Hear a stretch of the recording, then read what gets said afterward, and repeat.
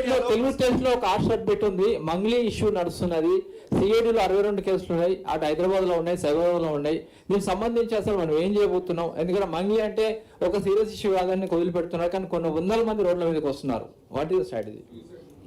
అది దాని గురించి నాకు పూర్తి సమాచారం లేదు. సిఐడి డీజీ ఇక్కడనే ఉన్నారు.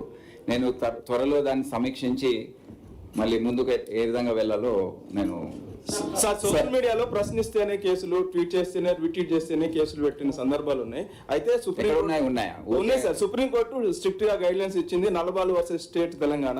దీనికి సంబంధించి కర్ణాటక కూడా సుప్రీంకోర్టు మార్గదర్శకాలని అమలు చేస్తుంది, కానీ తెలంగాణ అమలు చేయడం లేదు. దీని గురించి అమలు చేస్తాము, దాంట్లో ఏముంది సార్? భవిష్యత్తులో అవకాశం ఉందా సార్? ఇప్పుడు నేను ఆల్రెడీ చెప్పాను, ఎక్కడైతే శృతి మించుతుందో అప్పుడే మేము పిక్చర్లోకి వస్తామని.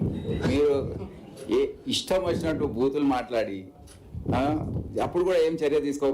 మీ పైన వచ్చినప్పుడు కూడా మీరు కంప్లైంట్ ఇస్తే తప్పకుండా స్పందిస్తాం. నా మీద వచ్చినప్పుడు కూడా మేము చేయాలి కదా. ఇది వ్యక్తిగత స్వేచ్ఛకు భంగం కలిగించే విధంగా ఉంటుంది, ప్రైవసీకి. అది మన రాజ్యాంగంలోనే ఉంది. సో తప్పకుండా మీరు ఎటువంటి అనుమానాలు పెట్టుకోవద్దు. మా రియాక్షన్స్ అన్నీ కూడా మీరు చూస్తారు ఏ విధంగా ఉంటాయో.